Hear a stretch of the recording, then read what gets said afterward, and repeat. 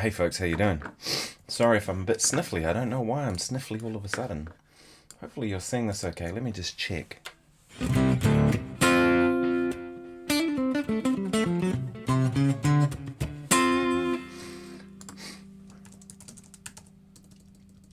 new to OBS, so it's driving me nuts. This software's not very intuitive.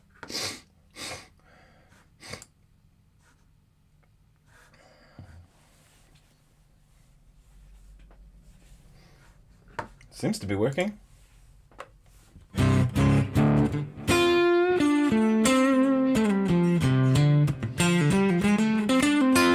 me know if you're hearing the guitar all right.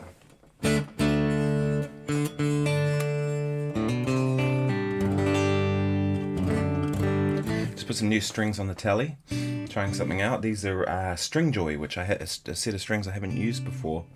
Thought I'd give them a whirl and see what they're like. I've been using these for the longest of times. Alright, either 11s or 10s, depends on the guitar. Let me know if you're hearing this, people.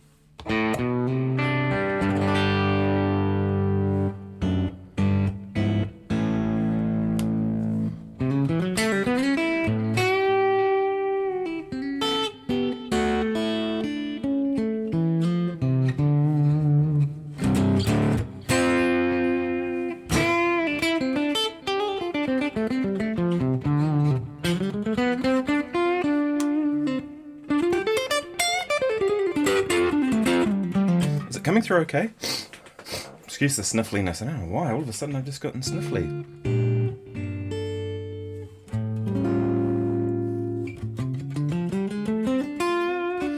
I was kind of messing around with some stuff just earlier. This guitar, it's interesting. These new strings feel slightly different. There's people that are on here, so let me know. Can you hear everything okay, people?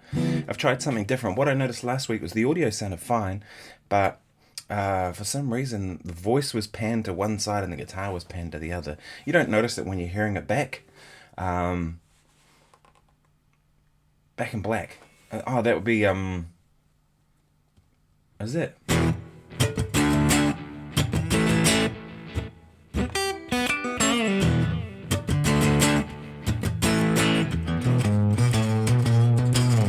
Is that one?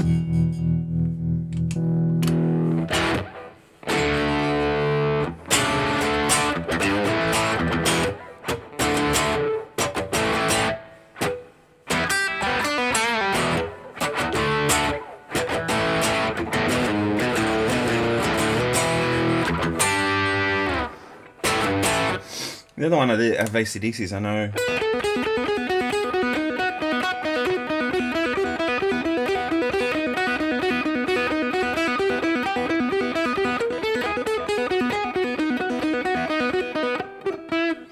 Man, I haven't played that stuff properly for a long time. It's been years. Can you hear everything okay, people? Does somebody let me know? Because I don't know. I'm assuming it's all coming through. Favorite Hendrix? Oh, that's a good one.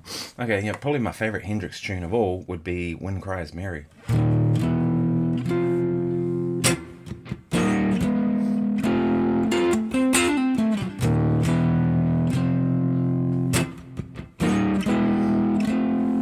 look a little overexposed in that. I'm just going to change that a little bit. That looks better.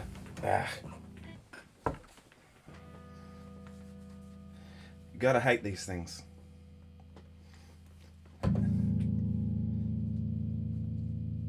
Hello. I'll bump that too. There we go. In-ear monitors are super annoying. They always catch on your seat and they kind of yank your head around like that. I hate wearing them, but they're a must. That's better. I was looking a little pale, ghosty white.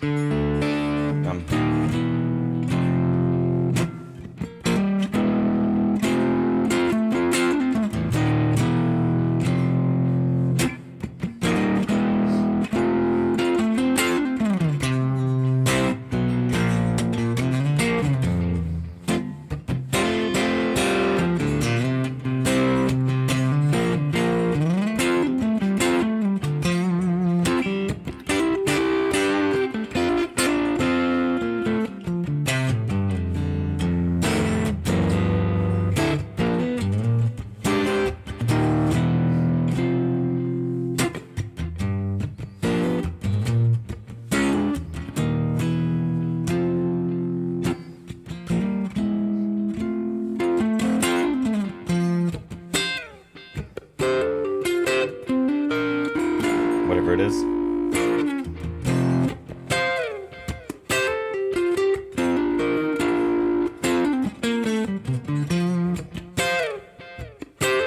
Let's see how much of this.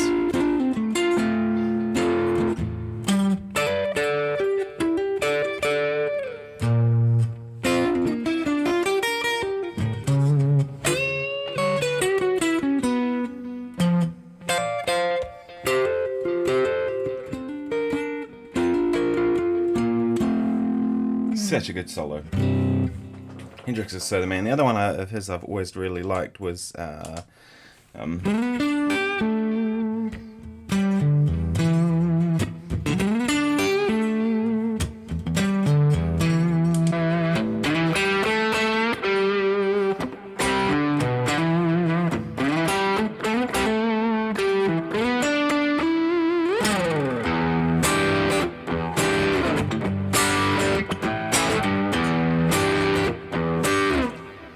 just Hendrix was so the man.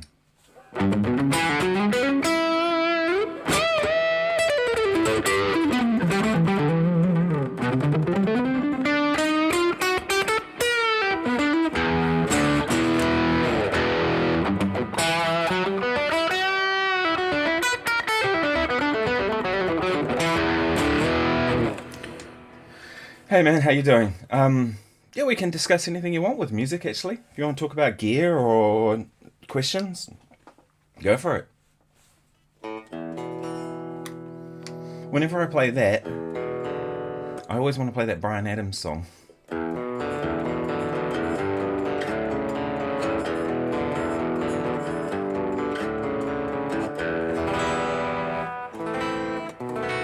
Thank you for joining me.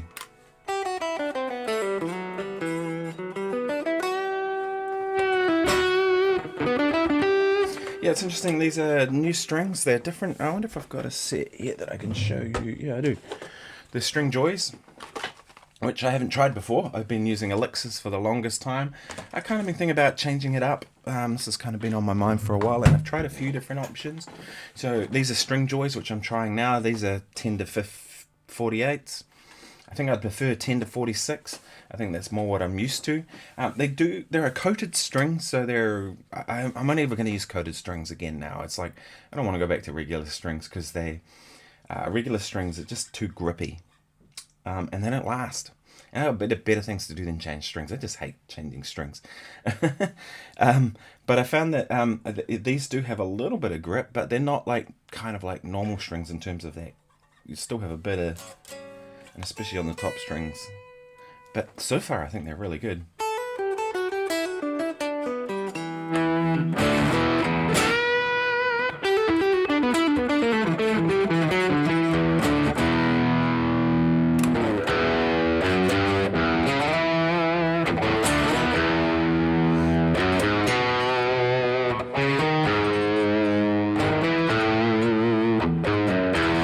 It's funny how you play a couple of notes. Yeah. What's the chord there? Whatever it is.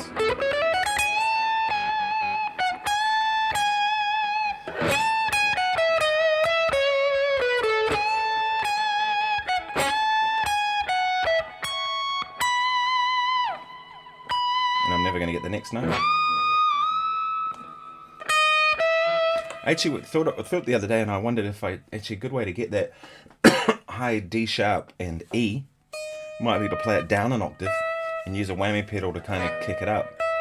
That way you're not going to break a string. It always feels like it's on the edge of going to break a string. Any tunes you particularly want to hear?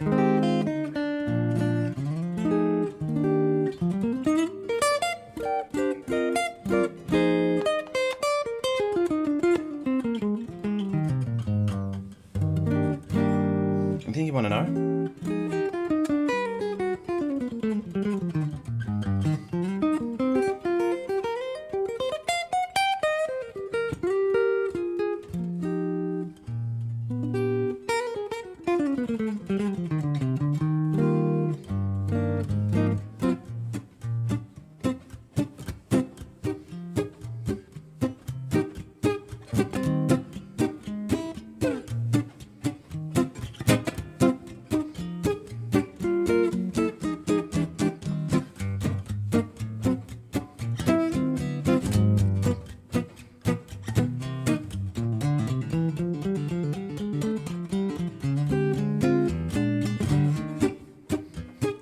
can play blues? Yeah, I can play some blues.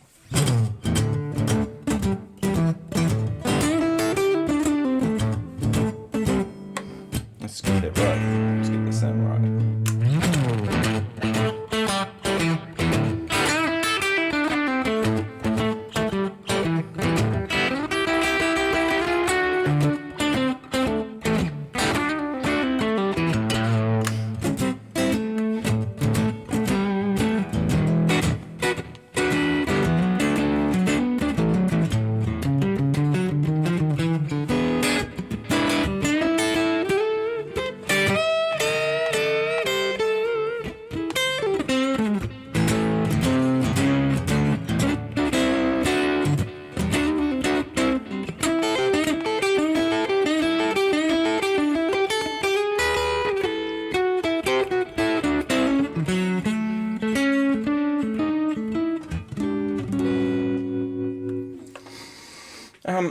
BR asks, I've been playing guitar for 3 years. Where do you advise me to learn in jazz to start?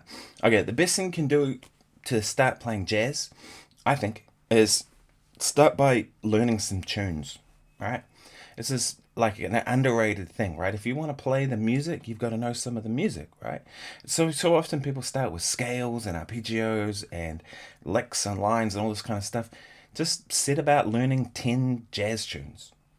Choose ones you like, right? Because obviously if you play a song you like, you're more likely to spend time on it, practicing, getting better, right? You're going to want to play it. So try and find 10 jazz tunes you like. The thing is, like, I often hear from people that say, oh, you know, I don't like jazz. And I'm like, cool, then don't do it, right? Or the other thing is, like, they say, I don't like jazz. And you say, well, what about this? And they go, no, I don't like that. And you go, what about this? And they go, oh, you know, I do like that. So you go, well, you do like jazz, you just don't like that version of jazz. And the thing with jazz is a very broad style of music. You know, you have everything from Miles Davis, who had kind of 3 kind of eras to his career. So even if someone says they don't like Miles Davis, you say, what, the bebop stuff he did or the fusion stuff he did? Worlds of difference, right?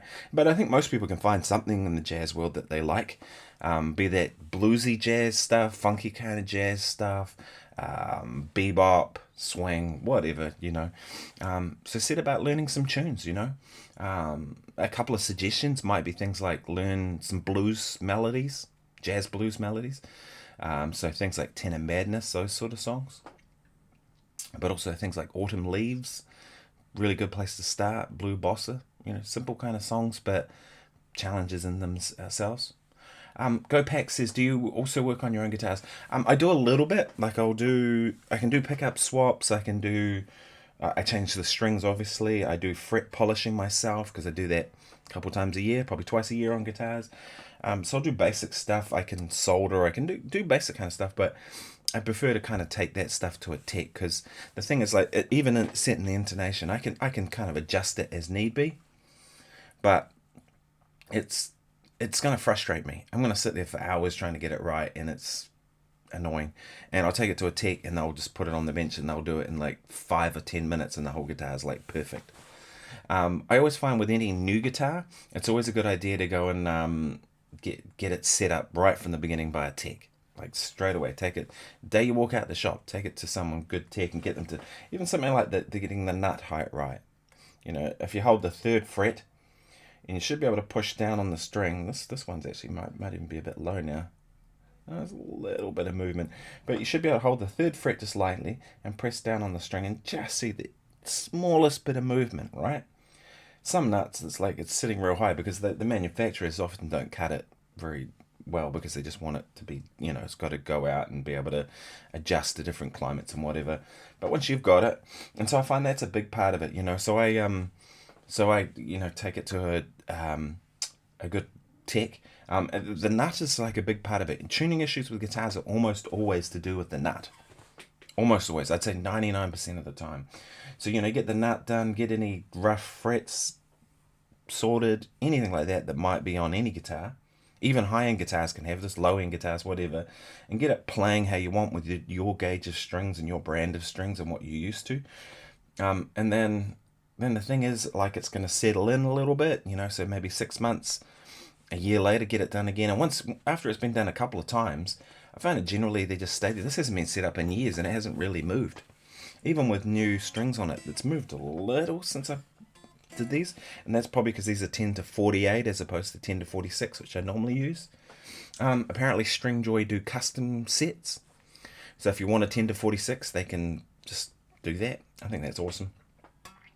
Yeah, so I'll do like basic stuff, but yeah, I mean, don't be afraid to. I do truss rod adjustment as needed. GoPack says, I've got a PRS 245 that's developed a bad string buzz on high E, B, and G string. Especially the B string. Is the fix as simple as raising the bridge height on that side? I mean, it could be that. It could be frets. It kind of sounds like more like there's maybe a fret issue. I would take it to a tech and get someone you trust, right? A good tech. Because the thing is, there are bad techs as well. People who don't know what they're doing, or just cowboys, you know what I mean? So take it to someone. If you're not sure who to go to, then ask around in your local area, and you'll find the same names popping up all the time. In Wellington, if you're in Wellington, New Zealand, it's Rob Mathews and Rory McCartney are the two guys that really do it. There's another guy, the Fuzz Doctor. I haven't actually been to him yet, but people say he's good. But he did do work on one of my guitars, which I bought from the Rock Shop. And the Rock Shop, he's their guy that does their work. So they got it set up before I got the guitar because it had issues. And he did a good job. So that could be another option as well. But yeah, it sounds like it could be frets that if it's only happening on some strings and if it's only happening in certain areas. So again, take it to a tech and get it set up. It'll go a long way. They'll know what to do, right? They'll be able to measure they'll have the straight edge that they can put on the fretboard to see what your curve's looking like. They'll have fret rockers that can kind of go between 3 frets like that and can measure the one in the middle. If you're in North Carolina, they'll guaranteed to be a good tech near you for sure. Yeah, they'll have fret rockers to be able to measure the frets and see and all that kind of stuff, because it might be just something as small as one fret slightly sprouting and it just needs to be tapped back in, because sometimes they sort of come out a little bit in the sides. Stuff like that, yeah.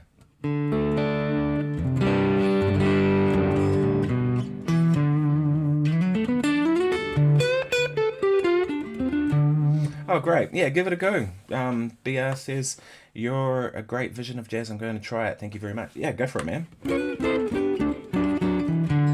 thing with jazz music that I find is, even if you don't really want to play jazz ultimately, by learning that music, you learn a whole lot of stuff about music generally. So I find that's really useful, right? I mean, I call myself a jazz musician because I improvise.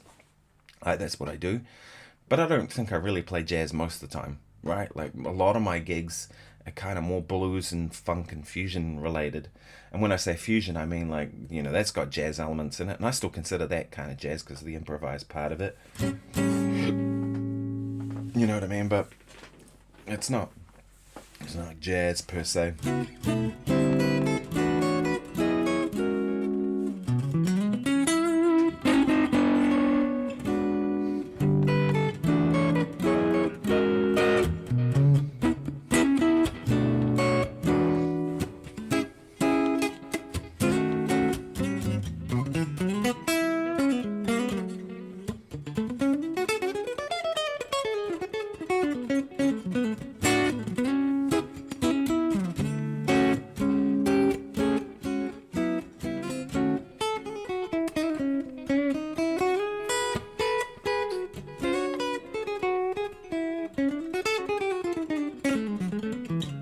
So even there, you see, like that was what you would call more of a jazz lick, right? It was like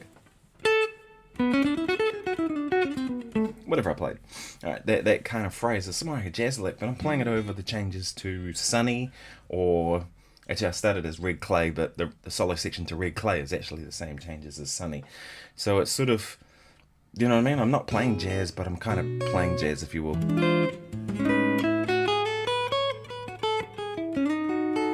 Can you hear everything okay? I assume you can.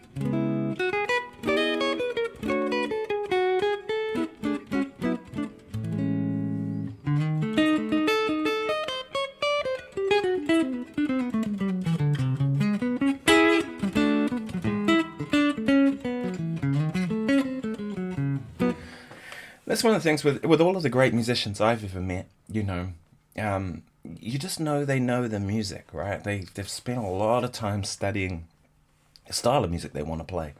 You know, even a guy like Steve Vai, you hear him play, and you know he spent time with Hendrix, right?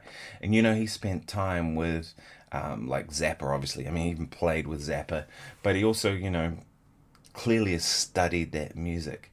And I think that's a big thing, right? Is you got to know the music you're gonna be performing and playing, right? And even if you don't play that music, just the act of learning it goes to inform your playing a lot, right?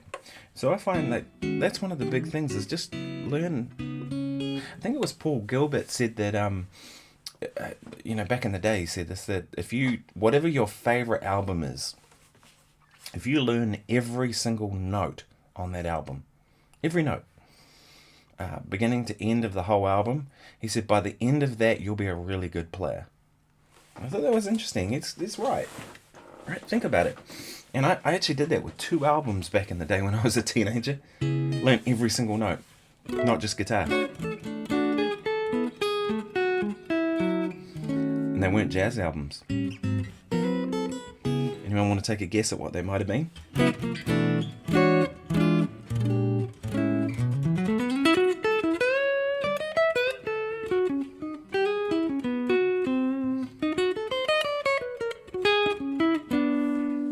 I mean, Telecaster can be good jazz guitar too if you turn the tone control down a bit.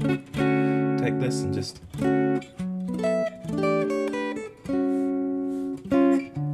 You're hearing my microphone now, which is pretty close to the guitar, and it's going to be picking up the strings, so you won't have a fully accurate version of what this sounds like, but... which I can probably do that.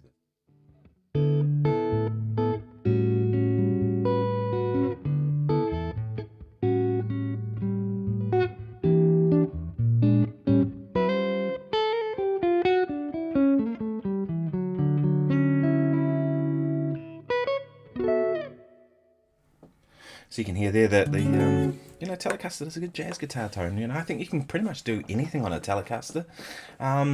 What it be asked is, what's the album? There was 2 that I did. There was Surfing with the Alien, Joe Satriani, back in the day, and the other one was Passion and Warfare, Steve Vai. You know, beautiful, beautiful album. You know.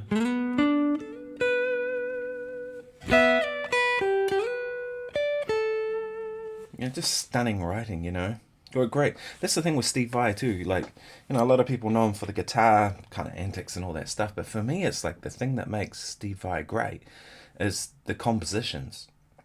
I think that's really what separates him from just about everybody else in the kind of instrumental guitar rock genre, is the songs, right?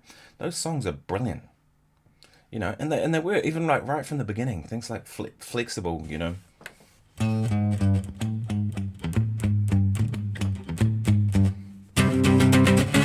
You know, stuff like that. It's just great composition, and I think that's kind of the, yeah, like I said, what separates him from everyone else.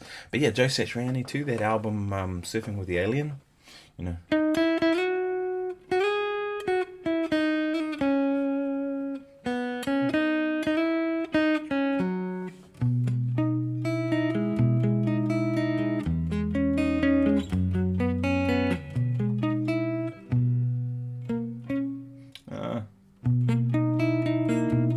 That's not right.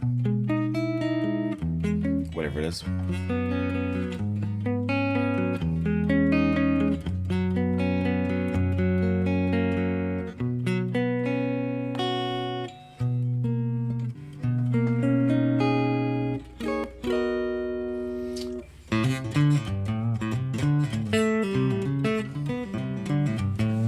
You know, I haven't played a lot of these since, so my memory of them's not particularly great. Any questions? Anything you want to know?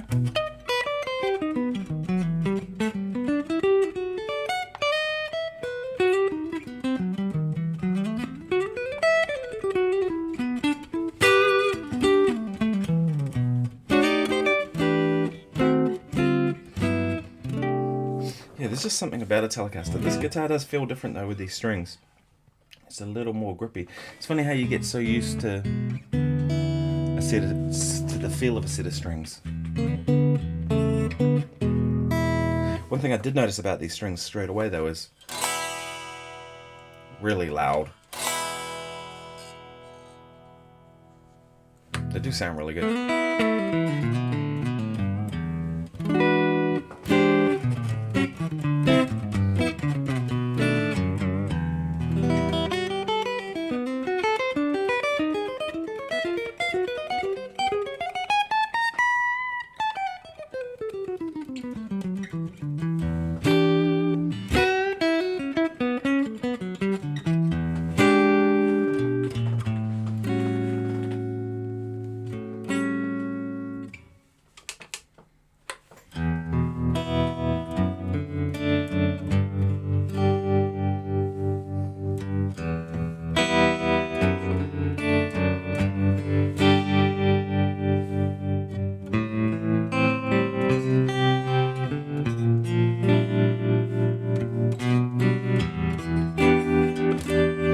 My favourite effect, tremolo.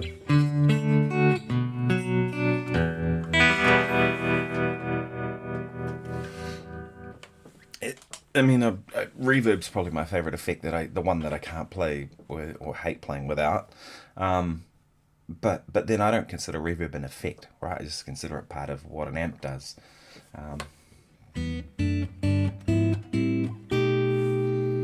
Yeah, so that's probably my favourite effect. My second one would be delays, probably. This kind of thing. Alright.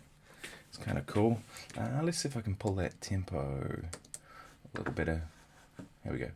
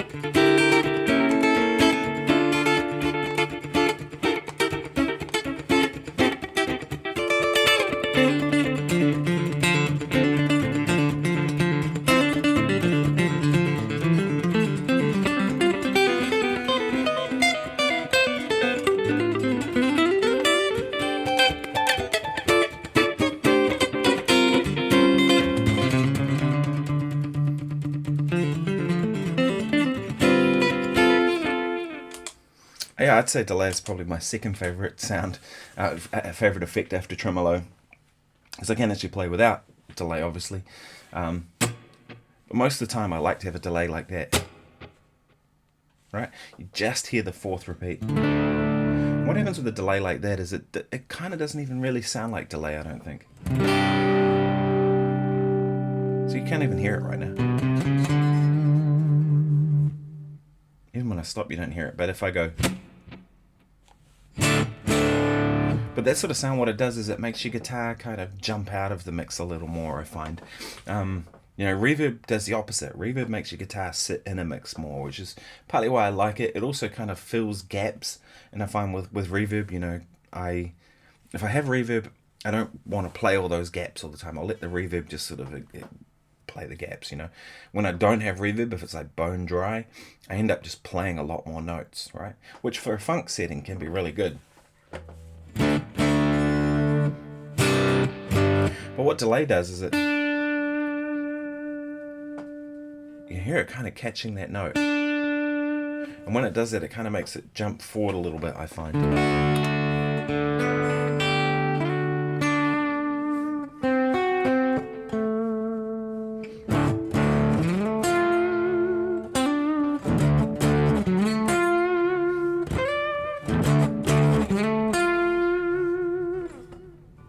Alright, you can hear it in there a little bit, but it's not. Another thing to do. need to have the tempo right.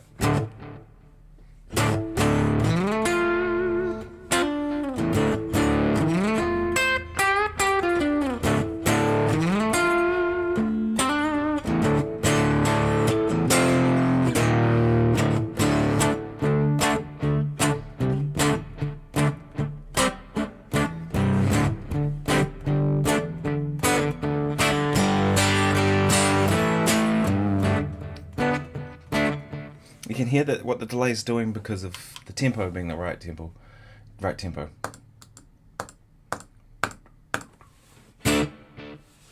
Yeah, so that blend doesn't really happen the same kind of way if the tempo's not right. So for me, like, tap tempo and delay is like really, really important. I don't have tap tempo and I kind of struggle.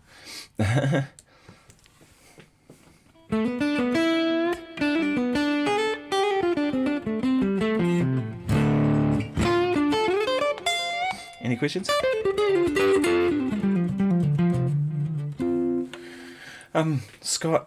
Scott Edwards says, can you explain why jazz players today use distortion and delay instead of the old-fashioned pure clean? I mean, there's still a lot of jazz players who play that kind of older style of, the very pure clean. I have a former student, a guy called Alex, who lives in the UK now, and he's a jazz guitar player, and Alex he plays an L7, I think it is, an old Gibson L7, so a little old Gibson type amp, something like that. That's all he does, and it's very clean. He even dresses in a suit like your grandfather would wear. He puts on the whole thing and the tie, like even just to walk around the streets. It's not like that's him dressing up for gigs. That's how he presents himself, like a very vintagey kind of vibe. I think part of what it is for me, I can only really speak for me, but the thing for me is, like, I grew up with all this different music. I was just discussing earlier about how, like, I was really into Steve Vai and Satriani as a teenager. And that album, Passion and Warfare, Steve Vai, and Surfing with the Alien, Joe Satriani, those albums had a profound effect on me. Just as much as the jazz albums that I was listening to at the time, right? As much as the blues albums, people like Stevie Ray Vaughan and all kinds of things. And, for a long time I thought, if I'm going to play jazz, I have to have a clean sound, right? And I have to play a hollow body guitar, right? And probably about 10 years ago, I started looking around, I was like, no, you don't. You don't have to do that at all. You need to do what's right for you, and that's the key thing. So I think that's kind of the thing, is like a lot of our generation, like I'm 46 years old now, a lot of my generation, we grew up with like kind of rock and blues and funk and kind of all this stuff. So I think now that's what's happening, is people are kind of blending all those influences and doing it. I think also too, part of it, one of the reasons I really like a bit of drive, I don't like it real heavy, but that kind of tone. See, it's clean if I play light.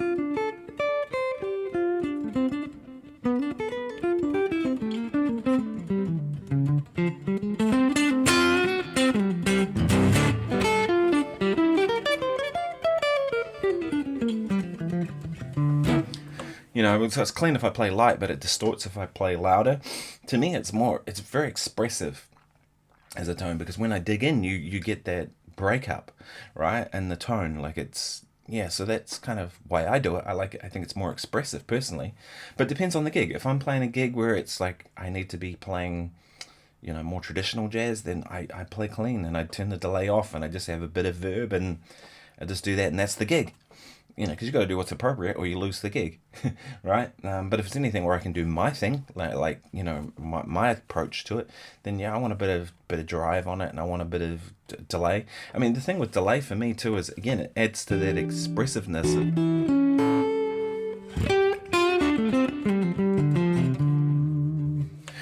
It just adds to the expressiveness of it. So to me, it's like I really like that. I think that certain players sort of open the door on that stuff for a lot of us. People like Mike Stern and John Schofield. Those guys really open the door on saying that it's okay to play with distortion and play jazz stuff. Although the stuff where they played distortion wasn't really that jazz. Do you know what I mean? It was kind of more often funk grooves or rock, or Mike Stern And so, I don't know.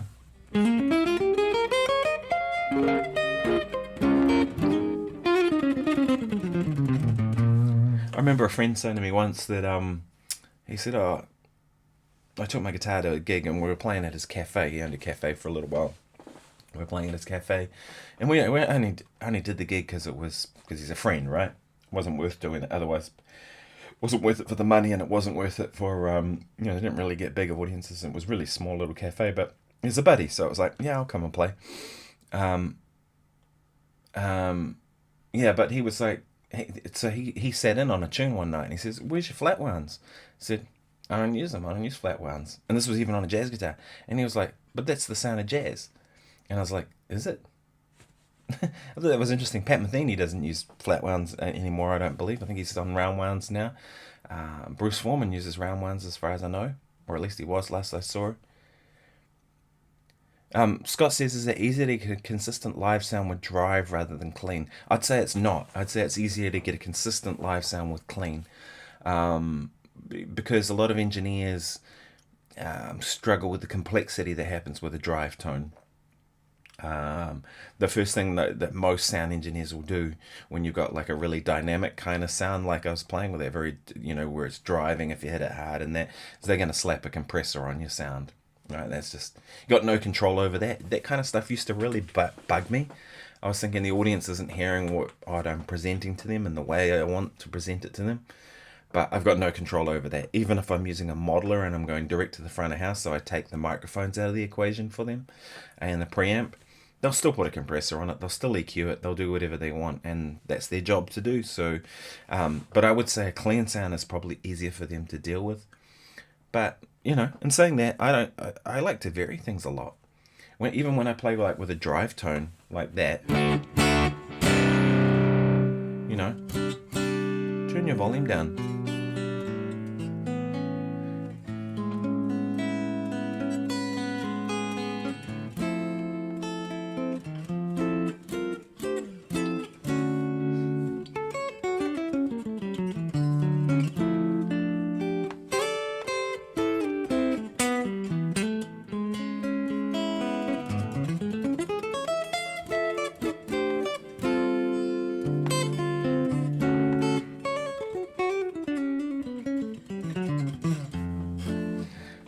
Wheeljoke says, use a foot stomp compressor, then just turn it off.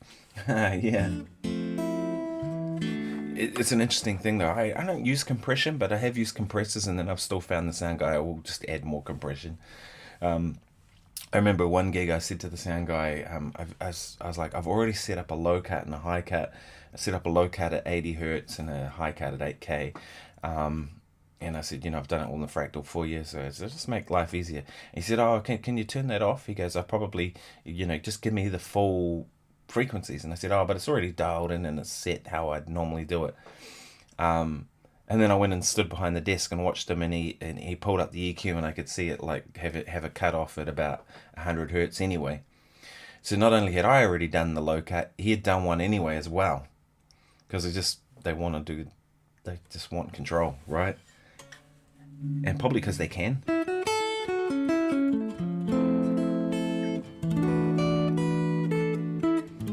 It's my least favorite thing when it comes to people mixing is when they have defaults.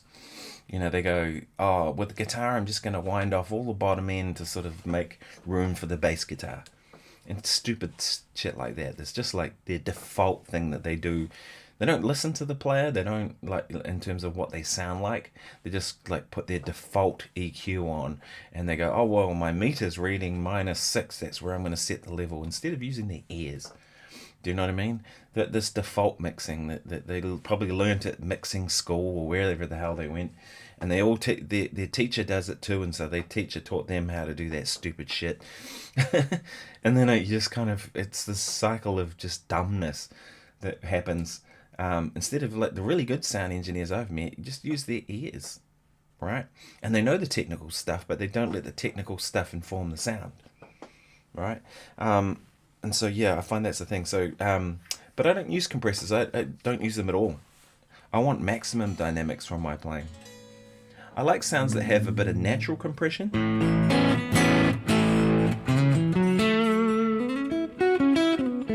You can hear this sound with its kind of overdrive. It's basically that's the Lone Star, which is the amp I use the most in Fractal, and I've just dimed up the Where are we? I should have done that. I've just dimed up the gain, so it's distorting, right? But what happens is it compresses a little bit.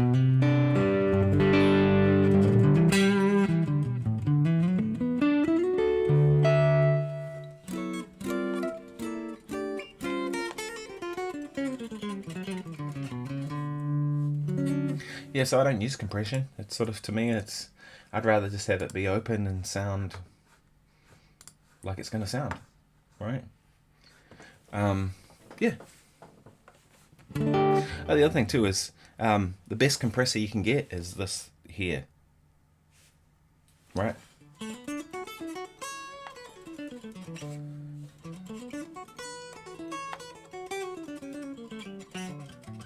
You know what I mean? Like in terms of like working on your dynamics of your playing to be consistent.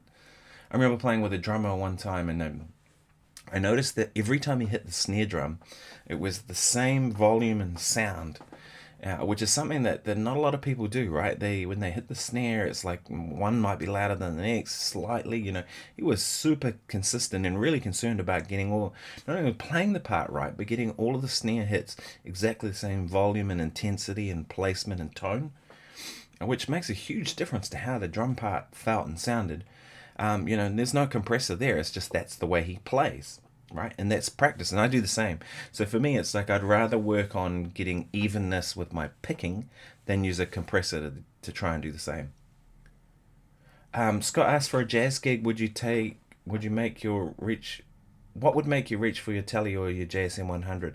Depends on the music we're playing, to be honest.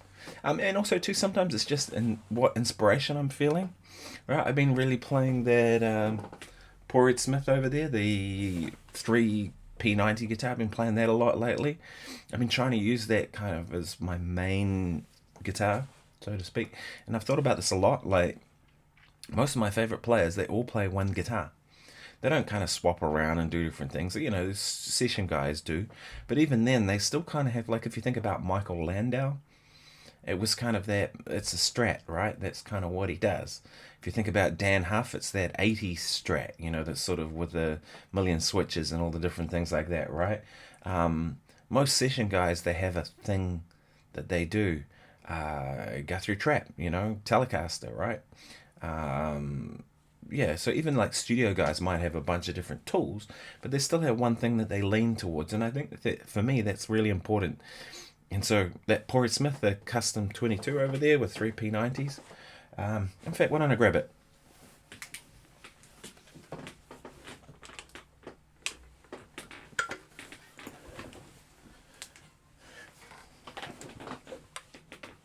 This one.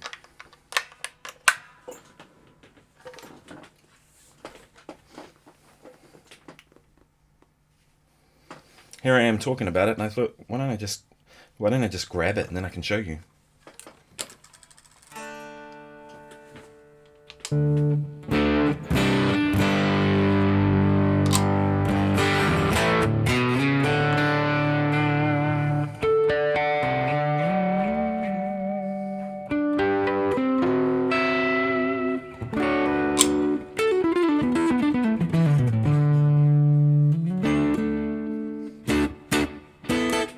Yeah, so I play this probably more than anything, and it's partly because there's a couple of reasons. I think I can do just about anything on this guitar.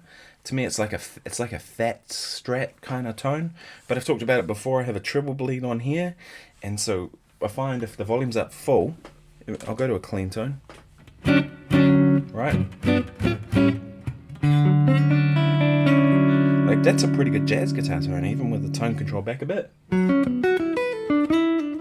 Right?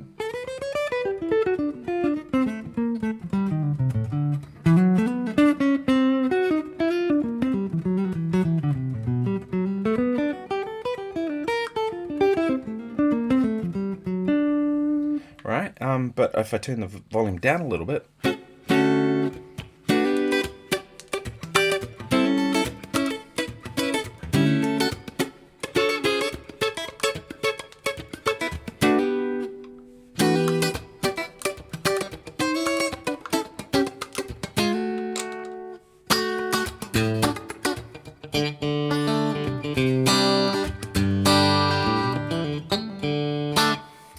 does the Strat thing, right? Because I find just by turning that volume down, as I've mentioned, if it's up on full, essentially what you're getting is all the frequencies. Because of the treble bleed, when I turn down to 6, between 6 and 7 seems to be the sweet spot. What it's doing is essentially just rolling off bottom end, because the treble bleed, right? The treble and mid range is kind of coming through. So what happens is it kind of just thins out the pickups, and this case that's really good because it sounds more like a Strat at that point. So 6 or 7 is about a Strat.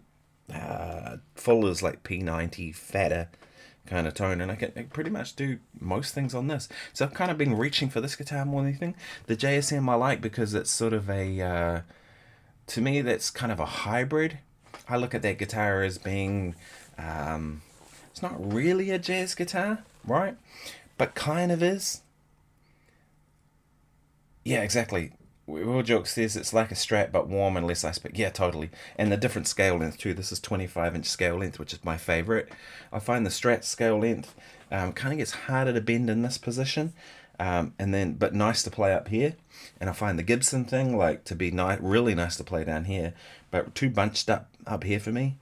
So I find that 25-inch scale, which this is, to be perfect for what I want to play on a guitar. So that's one of the reasons I like Porritt Smith so much. I've really been enjoying having the tremolo too, and using that a lot.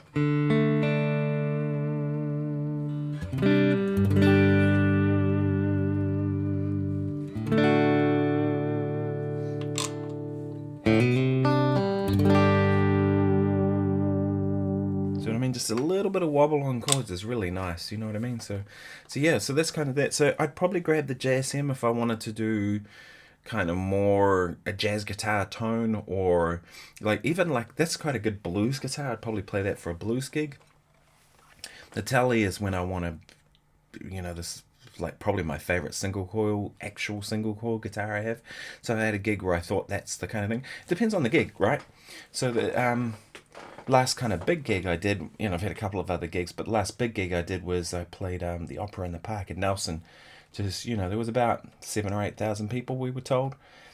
Orchestra, big outdoor stage, all this kind of stuff. And I took this guitar because we were playing like everything from Aretha Franklin to Whitney Houston. It was all diva tunes, like female power songs, We did Celine Dion, you know what I mean? Like Because You Love Me, which is a big like rock anthem, So, but again, all the songs kind of were leaning towards Strat, but warmer Strat tones, like, with probably the exception, the one that's kind of the real Strat song we did was I'm Coming Out.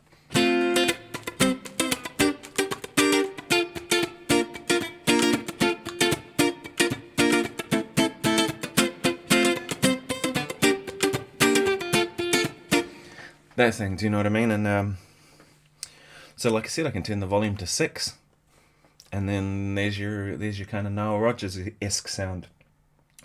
But we did I Can't Make You Love Me, songs like that. So it was sort of like this was the guitar for that gig. But I probably could have done it on the Telecaster too, and I was actually tempted to take the Tele. The Tele's got some advantages. The Tele's probably my favourite travel guitar because I can take the neck off. I've actually had it modified on that guitar. I'll show you here, but the base plate comes off and it's actually got threaded inserts in the neck, so you can take the neck off as often as you want. But in that case, they'd booked 2 bags for my flight, so I knew I wasn't going to have to try and even take the guitar on the plane or deal with any of that kind of crap. So I knew I could just check it in and it'll be fine. So I checked this guitar in the flight case. Yeah.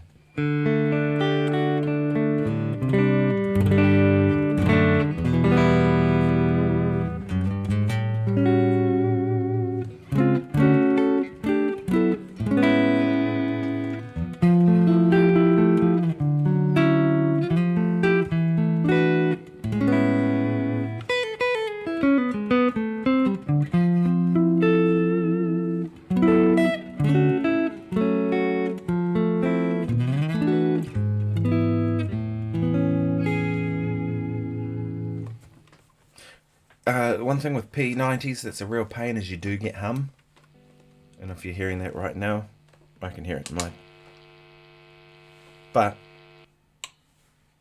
there are quiet positions, right? So even bridge pickup.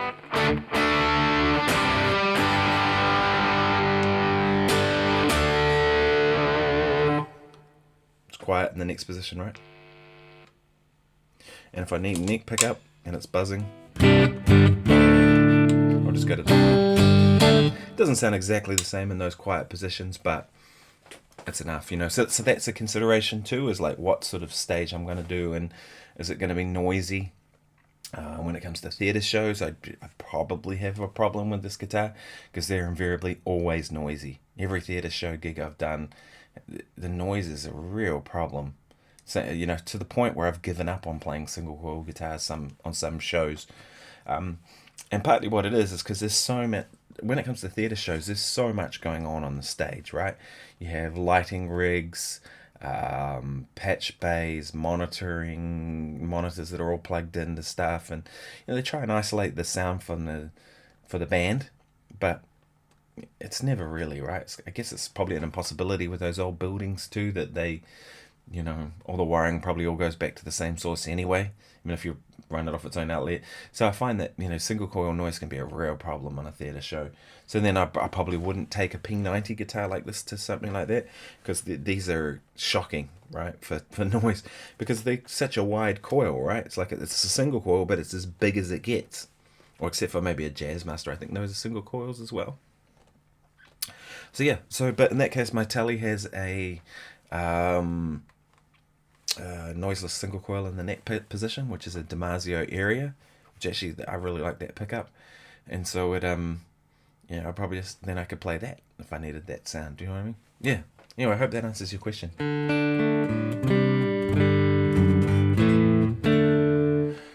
The old joke says my real Messer does that quite nicely. I think you're referring to the natural compression of the amp. Which Messer Boogie do you have?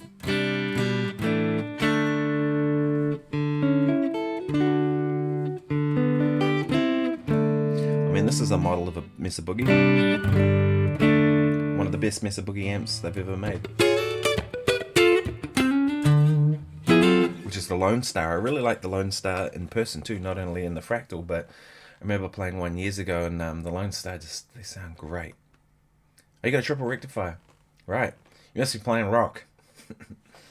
Actually, the triple recs are actually really good. They have really good clean sounds too. Like, people know them for that kind of rock metal power crunch sound, but they do a really good clean tone too. I've used them before on gigs and just used the clean channel and then run pedals into it, and it was great.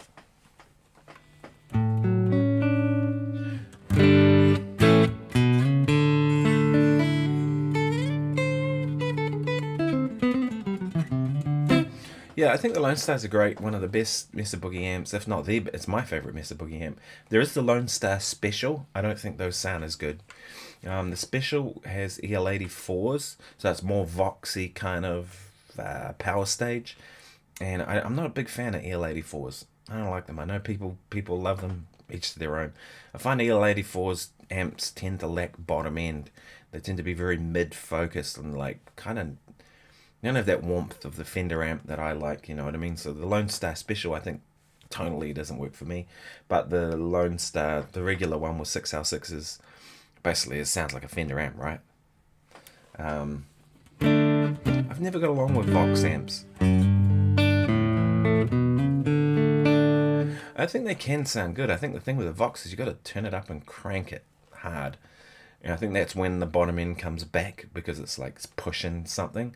But even then, I don't think they're really, I don't know, they just sound like, just most of the times they sound kind of hard edged to me, Vox amps. I don't get that warmth I get from a Fender amp or even a Marshall.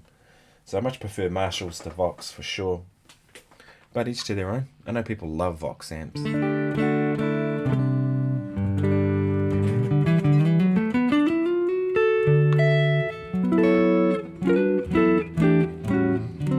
I guess for me too, I'm probably not someone who plays that kind of jangly British style of playing British music, you know, which you might associate like Oasis type things, or I don't know. Lots of people use them and they sound good in other people's hands. But yeah, not for me. I'm just a Fender amp guy.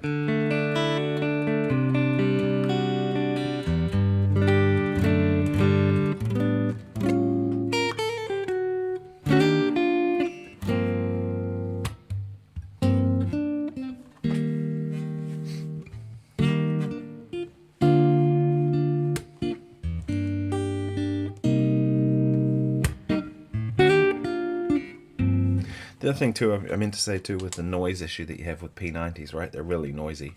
If you go, notice the noise became less.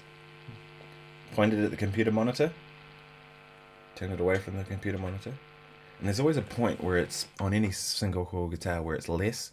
So I find even if I'm on stage and I'm getting that, if I just move a little bit, sometimes it's, so the pickups aren't pointing at whatever it is that's causing the issue. Sometimes you can't avoid it. Sometimes it's just there, and it is what it is.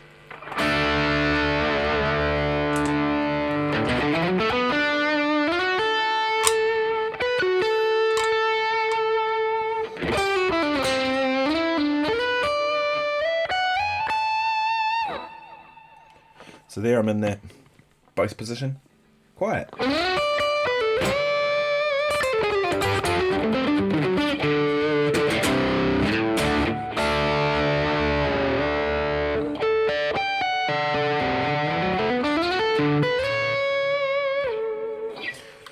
I haven't figured out how to get backing tracks to kind of go through OBS just yet.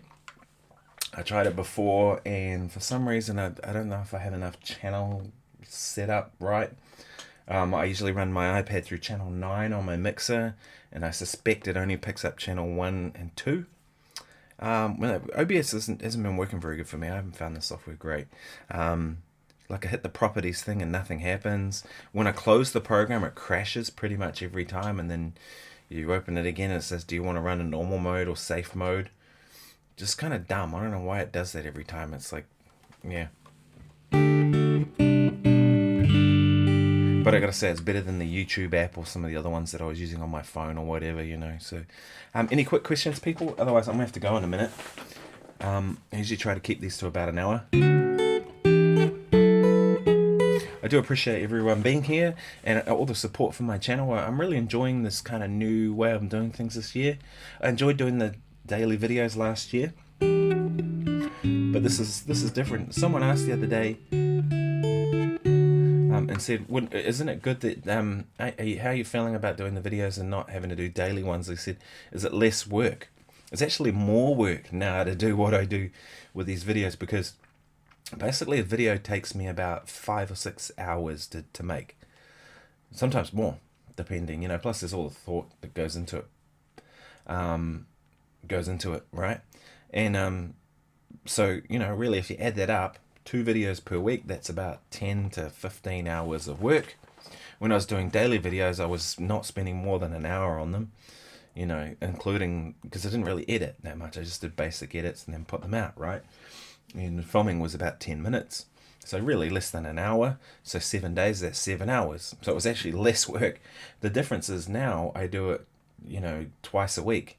So I kind of work hard on those days. The video comes out, it's done, right?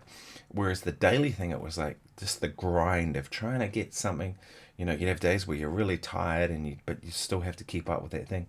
Scott asks, Scott Edwards says, do you play different string gauges on different guitar, and does it affect how you play? Yeah, I do, totally. So this is 10 to 46, which is pretty much what I use on most guitars now. I've talked about it before. I had a little bit of pain in my arm last year when we were doing We Will Rock You. I figured out why. It was because I was sitting on a weird angle because the other guitar player was right here. Tom, a really nice guy. He was really cool when he agreed to move back a little bit to give me more room so I could sit straight, and that kind of helped a lot with the pain in my arm.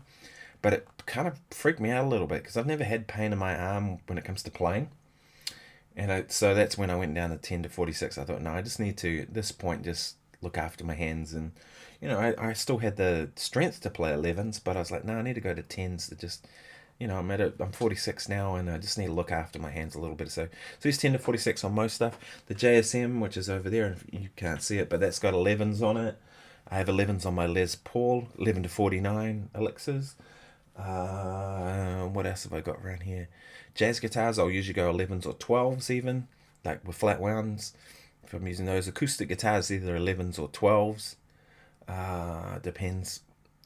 But for me, the string gauge, it doesn't make as much difference as people think.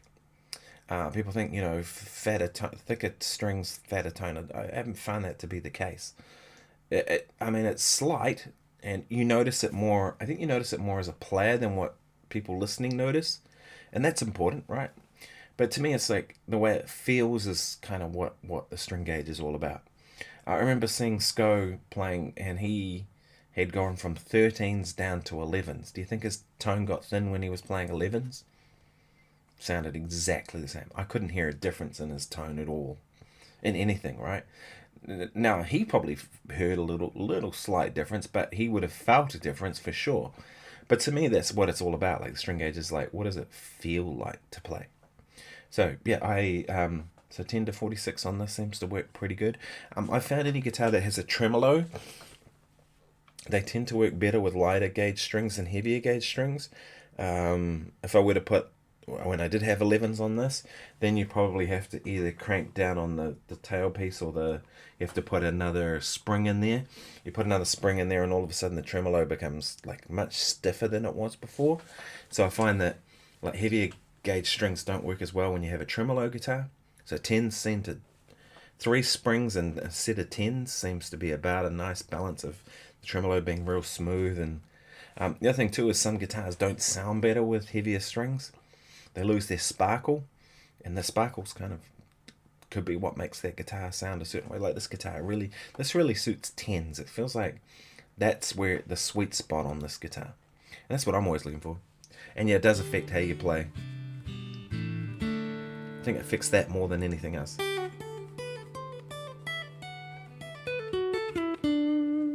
I think too that it depends on styles of music too. You know what I mean? Like if you play like jazz, straight ahead jazz guitar stuff, you probably want thicker strings for more rounding off the top end, you know, taking away that sparkle I mentioned. That, yeah, maybe that's what you want, I don't know. Yeah. Anyway, folks, I'm going to have to go. Thank you so much for joining me, and thank you for all your support on my channel. I really appreciate it. Like I said, I'm enjoying this new format of doing 2 videos per week, and a live stream once a week, and a smattering of other videos and stuff in between. I haven't got any gigs this weekend, but I've got a gig next weekend. Yeah, it's been a bit quiet of lately. Wellington's in a kind of a funny place now. The economy's kind of tanked here a bit, but that's all right. But yeah, I'd like to live stream some gigs, so I will do so when there's some decent stuff to show you. Otherwise, yeah, and I've been talking to some guests about being on the channel. There's a couple of people, friends who I'd love to come on and have a chat about what they're up to in their music, and you know, we can all learn stuff from that. So yeah.